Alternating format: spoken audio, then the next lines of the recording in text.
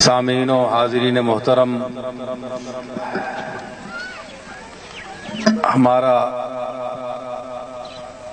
راہبر یعنی جس نے ہماری راہبری کی وہ خود بھول گیا۔ راستہ اتنا دشوار تو نہیں تھا، لیکن جب آنے والا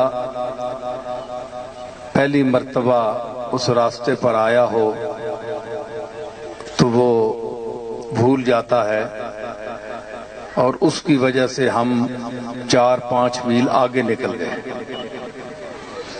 وہاں سے پھر کسی سے پوچھا منزل کا پتہ تو ہم پہنچے،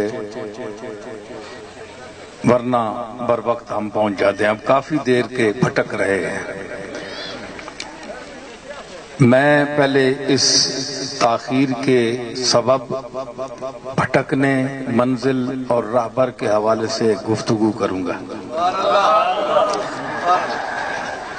یہ ملک ہمارا ہے،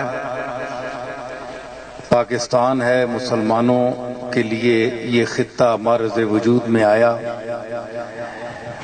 ہم علاقوں کو بھی جانتے ہیں، علاقے والے ہمیں بھی جانتے ہیں، لیکن چونکہ پہلی دفعہ اس منزل کی طرف ہم نے سفر کیا تو ہم نے یا تو جگہ کا نام پوچھنا تھا، پھر راستے میں پوچھتے پوچھتے اس جگہ پہنچتے، یا کوئی سنگ میل ہوتا کہ اس پر اس جگہ کا نام لکھا ہوتا تو ہم پہنچ جاتے، کیونکہ منزل تک پہنچنے کے لیے راہبر کی ضرورت ہوتی ہے۔ اب یہی دیکھ لیں کہ ہم چونکہ نہیں جانتے تھے، بھٹک گئے، تو راہبر کی ضرورت ہے۔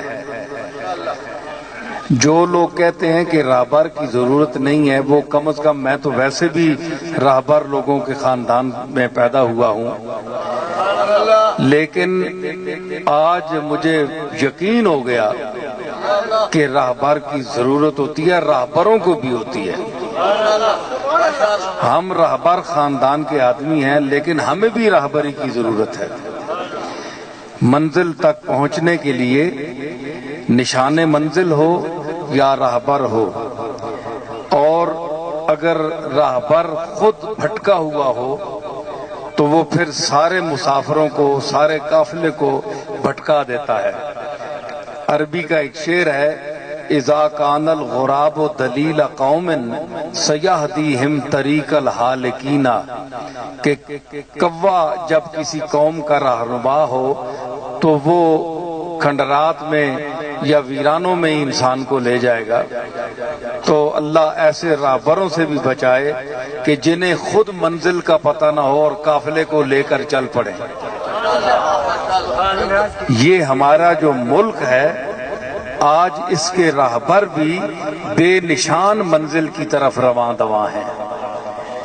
منزل متعین نہیں ہے، اسی لیے بھٹک رہے ہیں۔ قائد اعظم محمد علی جناح مرحوم کے بعد آج تک اس ملک کو کوئی اچھا قائد نہیں ملا۔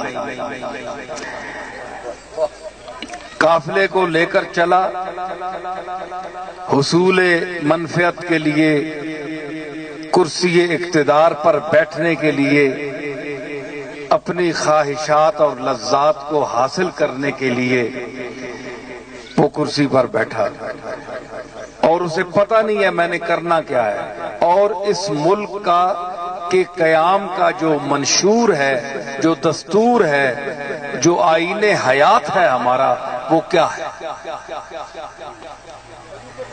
قرآن اور سنت کے قیام کے لیے یہ ملک بنا۔ یہ ٹھیک ہے کہ نہیں؟ ورنہ ہندو اور ہم کٹھے رہ رہے تھے، ہمیں کوئی تکلیف تھی؟ اللہ اور رسول کے نظام کو نافذ کرنے کے حوالے سے یہ ملک مشائخ اور علماء خیر نے کوشش کی، اللہ تعالیٰ نے ہمیں یہ خطہ عطا فرمایا۔ لیکن وہ ایک مخلص لیڈر محمد علی جناح، جس کے لیے کہتے ہیں کہ وہ داڑھی نہیں تھی جناب، انگریز تھا، ہمارے کئی حضرات کہتے ہیں، اس کی وضاحت ظاہری دیکھیے لیکن اس کا دل دیکھیے، اس کی نیت دیکھیے۔ اللہ تعالیٰ نیتوں کو دیکھتا ہے، ہمارے ظاہر کو نہیں دیکھتا، ہماری نیتوں کو دیکھتا ہے۔ بڑے بڑے علماء، بڑے بڑے لیڈر اس وقت بھی تھے، لیکن اللہ نے ملک جو عطا فرمایا وہ محمد علی جناح کے حوالے سے اس کو لیڈر بنایا اور اس نے لے کر ہمیں دیا۔ وہ چلے گئے، اس کے بعد آج تک کوئی بندہ، وہی میں کہہ رہا ہوں کہ منزل متعین نہیں ہے، منزل کا پتہ نہیں ہے۔ اگر منزل کا پتہ ہے تو پھر ہمیں دھوکے میں رکھا ہوا ہے، آج تک ہم دھوکے میں ہیں۔ موجودہ حکومت بھی اسی مخمصے میں ہے اور عوام کو دھوکے میں رکھا ہوا ہے اور ہمیں للچایا جا رہا ہے کہ ہم شاید اس ملک میں دین مصطفیٰ اور نظام مصطفیٰ کو رائج دیکھ سکیں، اسی امید پر ہم لوگ بیٹھے ہیں۔ تو یہ کتنا بڑا دھوکہ ہے۔ میں اس مجلس کی مناسبت سے نہیں بول رہا، مگر یہ آپ لوگ بیٹھے ہیں، بات آ گئی ہے تو میں اس کے بعد کچھ گفتگو کروں گا۔ تو لیڈر جو ہے اس کے لیے منزل کا متعین کرنا اور منزل کا اس کے علم میں ہونا ضروری ہے۔